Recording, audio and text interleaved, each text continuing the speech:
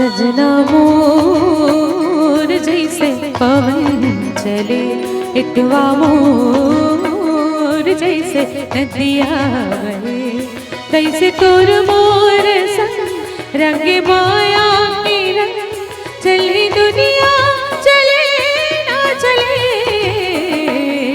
सजना मोर जैसे पवन चले, इटवा मोर जैसे नदिया बहे, तैसे तोर मोर संग रंग माया के रंग, चली दुनिया चले ना चले। सजना मोर जैसे पवन चले, इटवा मोर जैसे नदिया बहे।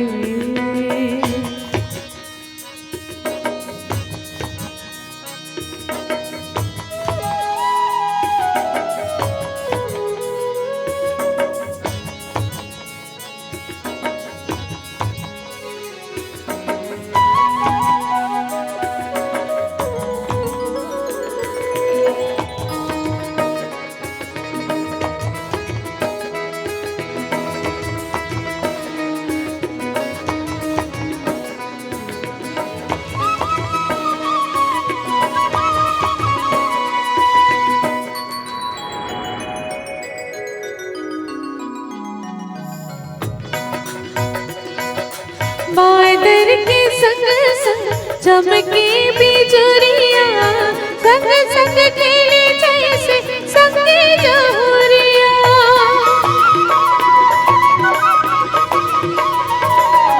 बादर के संग संग चमके बिजुरिया, संग संग खेले जैसे संगे जोरिया। जैसे दिया संग बाती जले, सजना मोर जैसे पवन चले, इटवा मोर जैसे नदिया बहे।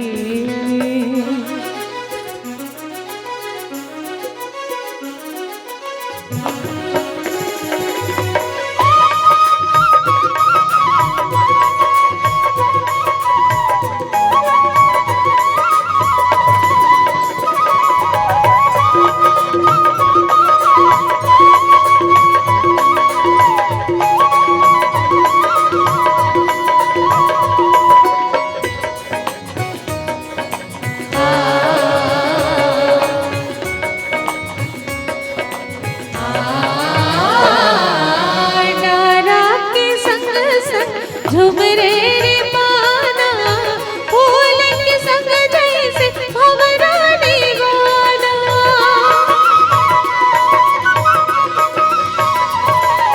तारा के संग संग झुमरे रे पाना, फूल के संग जैसे भंवरा दीवाना। हो जैसे सुर संग ताल मिले, सजना मोर जैसे पवन चले, इटवा मोर जैसे नदिया बहे, तैसे तोर मोर संग रंग माया के रंग, चली दुनिया चले ना चले।